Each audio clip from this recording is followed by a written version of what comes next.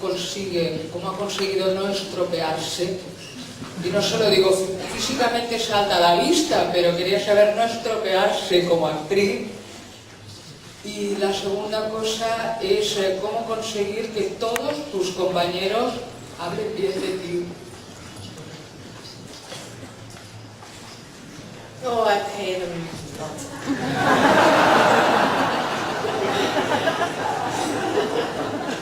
Blood money. I don't know. I think that most actresses and actors really do. I mean, I'm not just saying this. Most of the actors and actresses that I know have gotten better with time.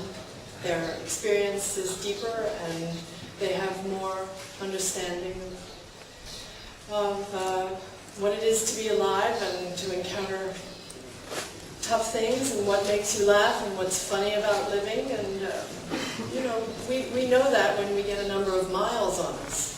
What we don't have is beauty. And that's something that young actors have without even knowing that they have it. And so, for me,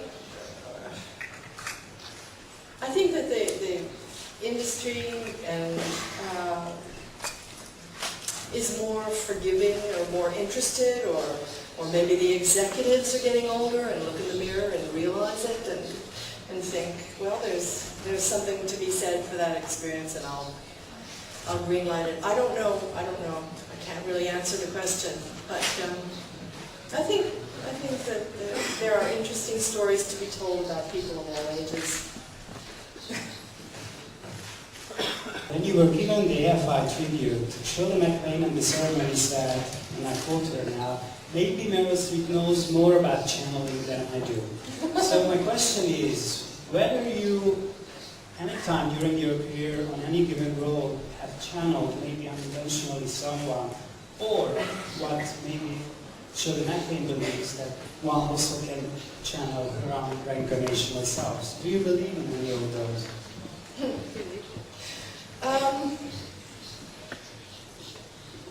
This question really goes to the core of what I think about acting, and what I think about it's how I've evolved in my thinking about its worth and what actors do.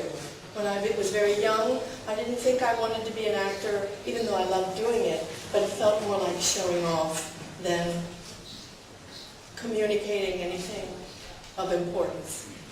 And as time has gone on, and I've realized what I get from performances of people that I've seen, of actors from all over the world, that have told me something about an experience of a life I've never experienced, or never will live, or never outside of my own understanding, but it's told me something about myself in watching it as a member of the audience. This is a complicated way of saying that I think actors are translators.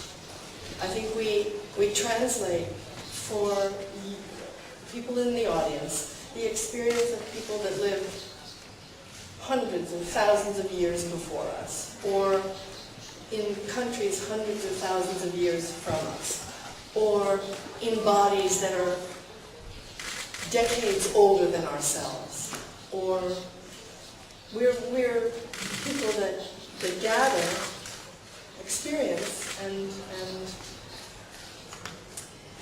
put it back into the world. And I think that that's a valuable thing. And I think it's when I was a little girl, my dream was to be a translator at the UN, because I thought this was a great, great thing.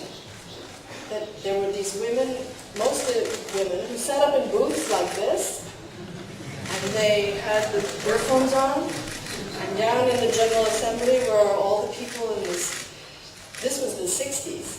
They wore native dress to the General Assembly people. It was a very colorful hubbub of a Tower of Babel.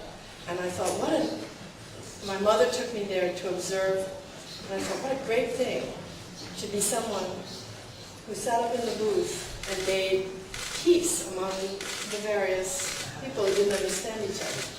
Just made some sort of tied it together.